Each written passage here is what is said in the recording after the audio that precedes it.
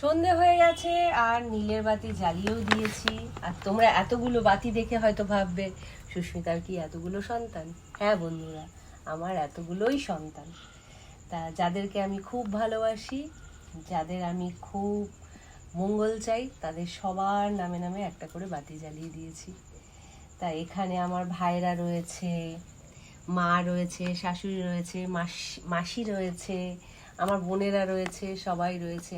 আর সবার উদ্দেশ্যে একটা করে বাতি জ্বালিয়েছি। তারপরেও আমার ফেসবুক, ইনস্টাগ্রাম, ইউটিউব সমস্ত ফ্যামিলি মেম্বারের যাতে ভালো হয়, তারা ভালো থাকে, সুখে থাকে, তাদের নামেও একটা বাতি জ্বালিয়েছি।